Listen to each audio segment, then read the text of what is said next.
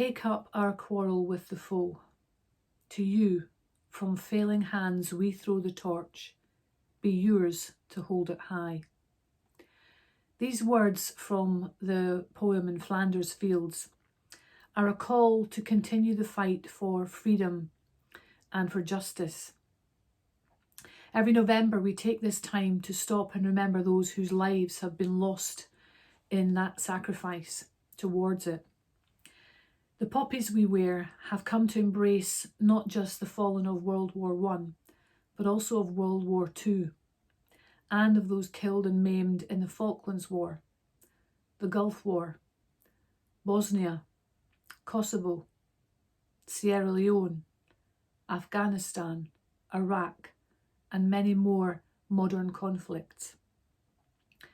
The tragedy and sadness of all the lives that have been lost is not confined to the heartache of those who loved them, great though that is. It's surely also that war and conflict continue to blight our human story. So how then do we take up this torch and quarrel with the foe that was and is so important to those who have already lost their lives in that cause? 7 years ago, I had the privilege of making a visit with my mum and dad to a small town in Italy called Cassino.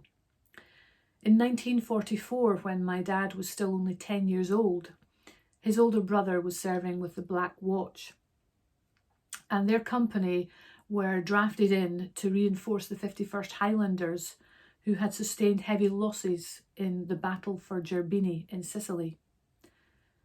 The convoy that my uncle was travelling in was hit by a grenade, and he and others in his company were killed. There was no body to be returned home to the family. Instead, his name is engraved on one of the many panels that stand like regimented soldiers in the Commonwealth War Graves Cemetery in Cassino. Although my gran was given the opportunity to visit, it was not something that she felt able to do, and so it was many years later that my dad was the first and only member of his family to be able to make that trip. It's an absolutely beautiful place and a stunning setting. Just above the cemetery, the Abbey of Monte Cassino sits on the mountain looking down. And it's the story of the Abbey that I would like to share with you today to help us to reflect on the way in which we might take up the torch and still quarrel with the foe. As part of our trip to Cassino, we were able to visit the Abbey, another absolutely beautiful building, originally founded in 529 by St. Benedict. It's one of Europe's oldest monasteries. It's actually still a working monastery today. What's striking about it, though, is not just the amazing architecture or the elaborate artwork that decorates the inside. It's a sense of peace that pervades the place. Visitors are welcomed from all over the world through the Garden of Peace. And that garden's inhabited by flocks of stunning white doves. What we learned when we were there was that during the Second World War, the Abbey Monastery had been destroyed by Allied bombers who mistakenly believed that it had been used by German forces as a military base during the Battle of Monte Cassino in the Italian campaign. The monastery that stands there today is the result of a work of rebuilding, but not for the first time. It had been destroyed in 577 by the Lombards and had been rebuilt. It was destroyed again in 833 by the Saracens, and it was destroyed for a third time in an earthquake in 1349, and again it was rebuilt.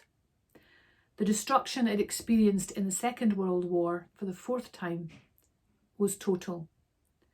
But again it was rebuilt, carefully reconstructed according to the original plans. Without having been there, it would have been easy to consider that a foolish thing to do, to keep on rebuilding, especially when the cost of it all is considered. But it stands as a testimony to the carrying of the torch received from failing hands of taking up the quarrel against the foe. Alongside the physical building is the faith that sustained them in the midst of the onslaughts that they endured. It wasn't a defiant resilience. It was a quiet but powerful resilience that simply refused to bow to hate and despair, that cleared the rubble and began the slow work to rebuild to the glory of God. Helen Keller, who was deaf and blind and who campaigned passionately for justice and peace, said, "Although the world is full of suffering, it's full also of the overcoming of it." My optimism then, she says, does not rest in the absence of evil, but on a glad belief in the preponderance of good and a willing effort to always cooperate with the good, that it may prevail. When we look around us, it can be tempting to grow weary and disillusioned when we still see ways of dealing with situations that sow so much discord and hatred, especially when we had thought that society had made progress, only to see that the peace that we had thought we had was more fragile than we imagined, and that we watch it crumble before our eyes again. The verses that we read from John's Gospel are not ones that are usually read for remembrance. In them, Jesus is talking to his disciples. He's preparing them for a time of grief.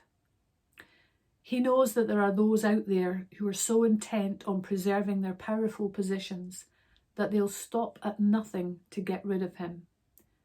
His way of life, his preaching about God's kingdom of love, and his challenge to them to change their ways was a threat to their sense of pride and entitlement to be the most important in their public roles. As a result of the death of Jesus that he was about to suffer, his followers would be scattered and would experience disillusionment and grief.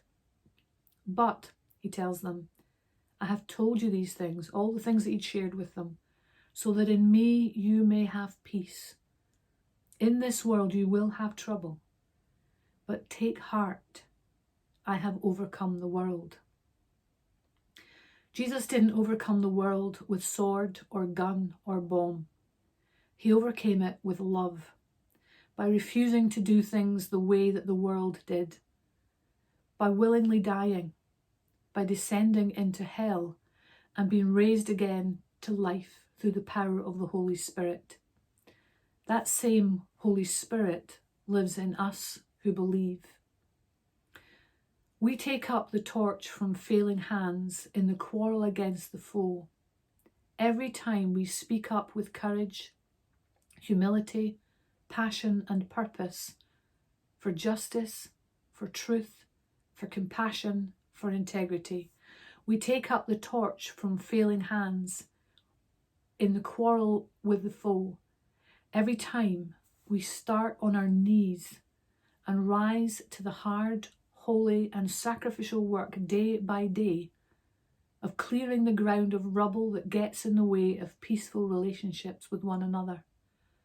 We take up the torch from failing hands in the quarrel against the foe every time we seek first to understand, every time we pause to reflect before responding to something that offends us, every time we admit when we're in the wrong and offer an apology, every time we rely on the power of Christ to enable us to be like Christ when it's not within our human capacity to do so. There is always hope. In this world you will have trouble, but take heart, I have overcome the world. I have told you these things, says Jesus, so that in me you may have peace.